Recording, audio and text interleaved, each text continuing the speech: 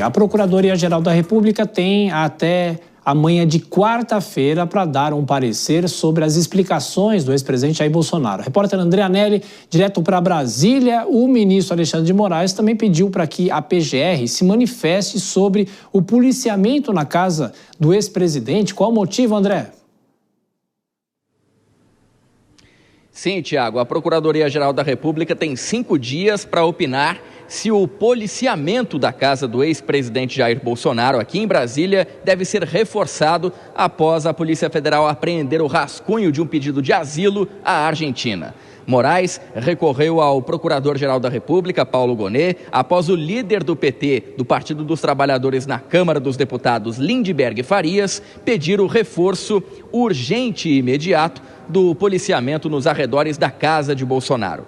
Lindbergh atribuiu o pedido ao plano de fuga do ex-presidente em referência ao rascunho do pedido de asilo político revelado pelo relatório da Polícia Federal.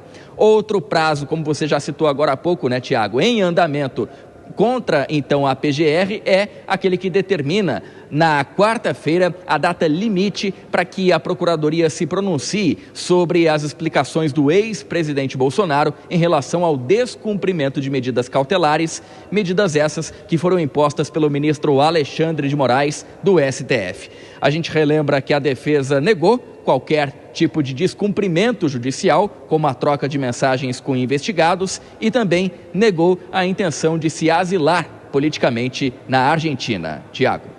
É isso, André Anelli, a gente fica de olho, claro, então quarta-feira é o dia D, até daqui a pouquinho a gente continua nesse assunto. A Procuradoria-Geral da República tem até quarta para dar resposta ao Supremo sobre Jair Bolsonaro, e o nosso entrevistado agora é o advogado doutor em Direito pela USP, Roberto Lincoln. Tudo bem, doutor? Como vai? Muito obrigado por estar aqui na Jovem Pan mais uma vez. Bem-vindo.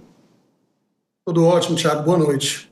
Bom, agradeço o convite. Muito obrigado. O trâmite a partir de agora, qual resposta que o Supremo espera da PGR? Quais são os próximos passos didaticamente para que a gente possa entender? Bom, a PGR ela deve se manifestar sobre o descumprimento ou não dessas medidas cautelares impostas ao ex-presidente Jair Bolsonaro. Isso se dá justamente numa semana que antecede o início do julgamento do ex-presidente Jair Bolsonaro e mais 7 réus no âmbito da ação penal que discute o suposto planejamento, né, da tentativa de golpe de Estado. Então, uma semana crítica aqui para nós. O julgamento se inicia no dia 2 de setembro pela primeira turma do STF, e nesse momento em que há diversas linhas aí de frente de apuração de fatos ligados ao ex-presidente se cumulam. De um lado, nós vamos ter o início de um julgamento efetivo de mérito da ação penal, e, em outro lado, ficamos, conforme os dias passam, verificando essas novidades que surgem em termos de apurações, descumprimentos ou não do presidente, mensagens de celular, tudo que foi fruto, né, das buscas e apreensões feitas, para saber se esse descumprimento de medida cautelar pode resultar ou não em algum agravamento de situação, da situação do ex-presidente. Uma vez que essa prisão domiciliar, que foi atribuída a ele como uma medida cautelar pelo ministro Alexandre de Moraes, pode, inclusive, eventualmente vir a ser transformado numa prisão preventiva até em estabelecimento prisional, a depender do entendimento do Supremo. Perfeito. Professor, vou passar a palavra para os comentaristas. A próxima pergunta é de Dora Kramer. Dora? Boa noite, professor Roberto. Desses crimes pelos quais o ex-presidente é acusado, são 5 crimes, não é? Queria saber do senhor se todos eles são passíveis de uma eventual anistia, caso seja condenado, ou se algum deles não fica fora dos limites do alcance de uma eventual anistia. Bom, primeiro agradeço, cumprimento a doutora Dora pelo questionamento. De fato, são 5 crimes que estão sendo objeto dessa apuração, né, pelo STF.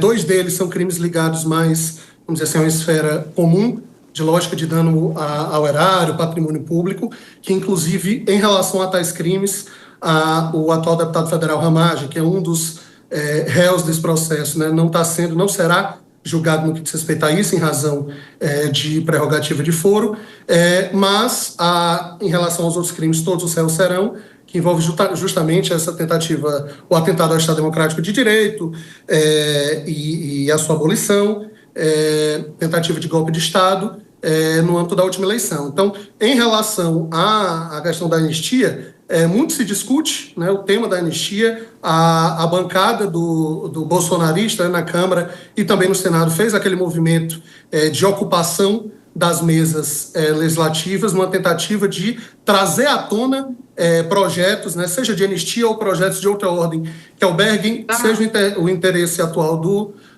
presidente Bolsonaro, seja a interesse, né, das bancadas como um todo. Mas o fato é que a uma eventual anistia nós teríamos que ver como é que ela viria. Que tipo de projeto específico seria esse, ao ponto que a anistia ela visa, de uma forma geral, né, crimes de cunho político e ligados a mandato, opinião, né, direitos essenciais de um parlamentar, mas seria importante, enfim, ver como andaria a coisa. Em paralelo a isso, o que nós temos avançando muito é a PEC das prerrogativas, né?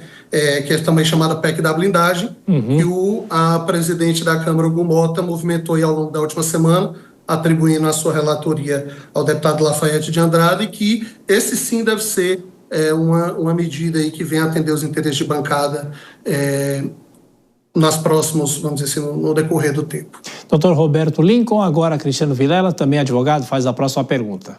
Dr. Roberto, boa noite. Doutor Roberto, um tema que, de alguma forma, aflige o brasileiro, de uma forma geral, se relaciona às eventuais condenações, especialmente envolvendo políticos, figurões da República, que muitas vezes, passa o tempo, conseguem reverter a sua pena, conseguem reverter a sua condenação.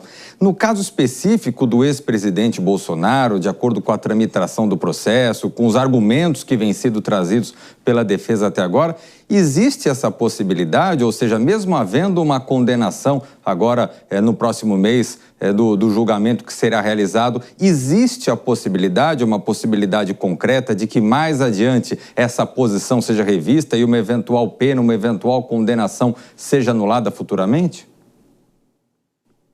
Bom, essa é uma pergunta difícil de responder, especialmente olhando o nosso exemplo histórico, quando dá a prisão e depois soltura, absolvição do presidente Lula, né?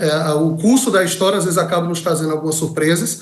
Então, o que nós temos hoje é uma expectativa de um julgamento do ex-presidente Bolsonaro por esses 5 crimes do qual ele é réu, podendo atingir uma pena de até 40 anos, né, de condenação. Então, realmente é uma pena gravosa. Agora, a chance de ele ser absolvido, de fato, o cenário nos parece muito complicado, né? Agora, acho que a sua pergunta, de forma mais exata, foi: havendo uma condenação nesse momento, existiria uma chance de futuramente uma posterior anulação de uma condenação dessa ordem?